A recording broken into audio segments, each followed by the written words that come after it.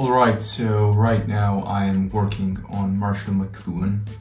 Namely, I'm trying to summarize and pin down what he understands to be the major properties of the scholastic age, that is the scribal age, the age that preceded the Gutenbergian revolution, that is the introduction of the printing press that completely altered the collective consciousness of Western civilization. The reason why I am researching this right now in more depth is because me and Gabriel are making a video regarding the threat of Dark Ages, namely whether the current Western civilization is entering into Dark Ages or not. And basically, Marshall McLuhan's argument is that electronic technology and the paradigm of electronic technology basically reintroduce some of the key characteristics of Dark Ages. That is orality, the acoustic space, interpersonal relationships, the compression of cause and effect into instantaneity, and the list goes on. So basically, for my research, I've got all the essentials of McLuhan. So the first thing, we have got the Gutenberg's Galaxy, which is basically his magnum opus, where he explains how printing press, changed the collective consciousness of the Western civilization from right hemisphere, more pictographical world to left hemisphere linear world of black and white Euclidean printing press. Then we have got his more popular work, Understanding Media, the Extension of Man, where he analyzes each media and its effects on society. Here he also speaks about the major differences between the written word and the spoken word, and how these two create completely different types of spaces, which I will use in my video, although I'll condense most of his ideas. Then we also got Laws of Media, which was a book that was written by his son, although through Marshall's notes. And this book, Laws of Media, is a very good book as an introduction, because there is a whole summary of his major ideas, namely his understanding of what differentiates the acoustic space from the visual space. An acoustic space being the space of the oral society, the scholastic society, of the pre-printing society, whereas the visual space, that is the space of the Gutenbergian paradigm of Renaissance and of Enlightenment, which we have lost through the introduction of electronic technology.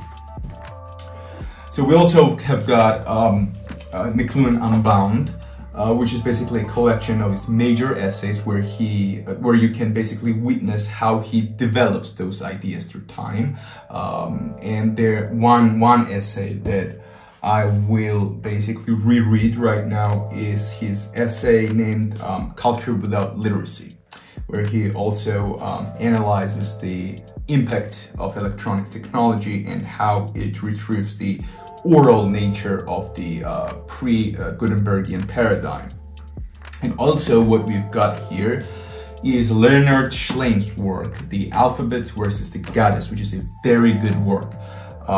Basically, this work is based on McLuhan's theory that basically media shape the collective consciousness of a society. And the upshot, the crux of this book, and by the way, Leonard Schleyn was a surgeon, but he was one of those, erudite, self-taught people, and his works are a gem. I used his another work about female sexuality in my video regarding the differences between males and females. And in this book, The Alphabet versus the Goddess, basically Schleyn puts forward a very interesting hypothesis, which I will explore in my other video about misogyny. Namely, according to Schleyn, actually misogyny and hatred of females, not just like females as in like physical hatred of like females as in flesh, but a general rejection of feminine attitude, the right hemisphere attitude, is a result of alphabet. and of writing. And basically he puts forward an argument, and he provides evidence that every time you get an alphabet and writing in a particular civilization, it always coincides with the destruction of goddess cults and the destruction of feminine, holistic, let's say, consciousness, okay? And he then, of course, he puts forward the argument that when the printing press was introduced, the misogyny and hatred of feminine psyche reached a whole another level. And he puts forward a very good arguments to support the idea that actually in medieval period, you know, the collective consciousness was really female-centered. You've got this complete worship of femininity in chivalrous Arthurian legends, and you know, all this stuff with the Holy Grail and the you know, worship of princesses and whatnot. And basically, this is a very good book to understand why right now we're entering into a form of new type of gynocracy, because I have an idea that actually the red pill community is not misogynistic the same way the Western intellectual world of enlightenment was, but rather it is a misogyny, a type of misogyny that is not directed against the women as fertility cults or women as you know, sexual symbols, but it is a very specific type of misogyny. Red pill misogyny is directed against masculine women. It is a hatred of smart women because they prevent regular males from exercising their chivalrous, let's say, patronizing attitude, okay? So right now, I'm off track, but basically my goal is to pin down all the characteristics of the Middle Ages that McLuhan has to offer, okay? So let's get to work.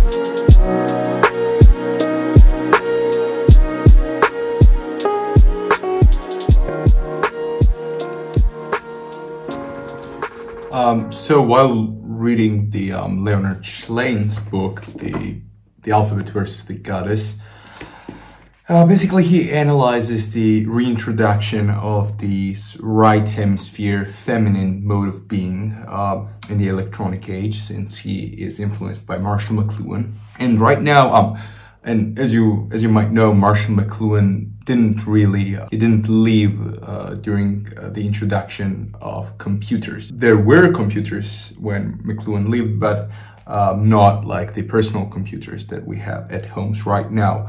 Leonard Schlein, on the other hand, he was alive during the period of computers, and he has a very interesting things to say about how computers amplified the right hemisphere mode of TV even further.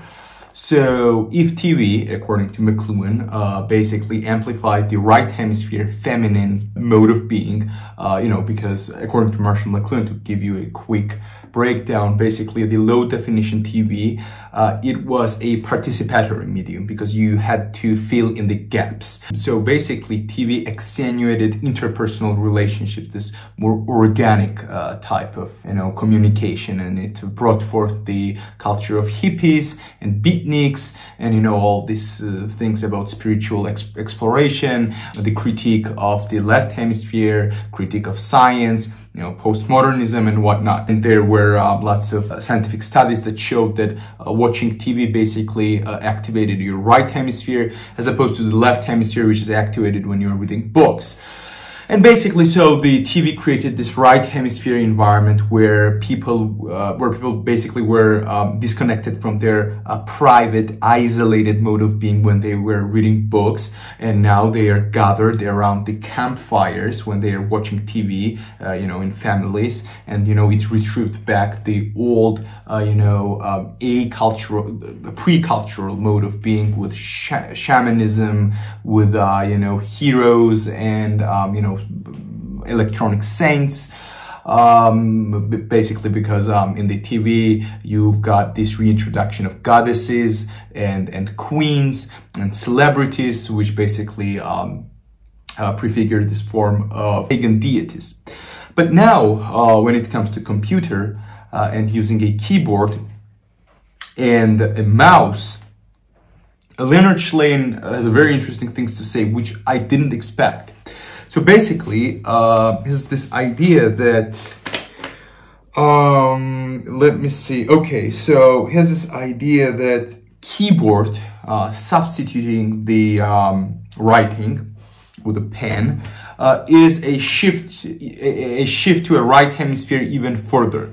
So when you're using a pen, you're using your left hemisphere to guide your right hand, and also further, your right hand when you're writing is confined within the horizontal lines of the paper. So it is linear. It goes from left to right. That is from the right hemisphere to the left hemisphere, from the unconscious to conscious, and it's confined and linear and repeatable. So there's not much freedom. Now, with the introduction of the mouse, basically, according to Shlain, it basically ended patriarchy. It was a nail in the coffin, okay? Because right now, the male left hemisphere dominated world was completely abnegated. And now males use mouses, and you can direct your cursor all around your screen. It has no rigidity to it. There are no strict, there's no strictness to it. It's smooth. You can direct it everywhere you want. You don't need to be confined linearly when you're using your mouse. It's smooth and it's unidirectional as opposed to being just left to right. So that is how basically mouse substitutes the pen. Which is a right hemisphere shift. And also we've got a keyboard. And keyboard, again, unlike pen, amplifies this trend even further. Basically, you're using your two hands for the production of words. So it is more gestalt, it's more holistic. You're using your both hemispheres in producing text. And this is more holistic and integrative, as opposed to using your right hand in producing text. And there were lots of philosophers who basically refused to use a typewriter because they basically realized that it affects the content of what they write. And as Shlain puts it here, turns out that the grandfather generation of the generation that basically started using keyboards, turns out that they considered typewriter to be for women and sissies. So turns out there was such a cultural trend when using a typewriter was considered to be an act of femininity. It was looked down on, which tells you a lot. And now then, so we've got a keyboard and a mouse, which substitutes the left hemisphere mode of pen and linear writing style. Okay, so then Shlain goes to say that, like, using Word Office, you can basically mark the whole sentences or the paragraphs or the passages, and you can move them around holistically. You can take a whole chunk of a paragraph and move them around, which amplifies this holistic understanding as opposed to fragmented and linear. Further, when writing in Word Office, you have a vertical scrolling as opposed to turning pages linearly from left to write. And scrolling, vertical scrolling, again reintroduces the right hemisphere, Chinese ideogram type reading, which activates right hemisphere as opposed to the left hemisphere, which is linear. And you should note that before the introduction of the horizontal writing in Mesopotamia, writing, and also in China, the writing was vertical. Basically, as time went and as brain specialization amplified, writing shifted from vertical to the horizontal. But computers retrieve the vertical scrolling, and then it even amplified. Of course, Schlein didn't get to see it, but then it was amplified into TikTok scrolling, which amplifies the right hemisphere even further. Now you don't only scroll it vertically, meaning the written text, but you're just looking at images, and that's it. And also how shorts are produced is quite interesting when you get this funk music reverberating, which retrieves this acoustic space and cavern, and the infusion of the space with this sound, which retrieves this pre-literate oral tribal mode of being. Also, you get this idea when, let's say, you're watching a short and a person is speaking and words appear quickly, as opposed to being linearly arranged. Again, the acoustic space of Marshall McLuhan, which is 360-degree radius, basically bombarding you from every single space at the same time, whereby everything becomes simultaneous and instantaneous, which basically destroys the world of literacy. And yes, also he adds to that the fact that, and two additional interesting facts that Schlein provides here. You get the introduction of icons that dwarf the letters.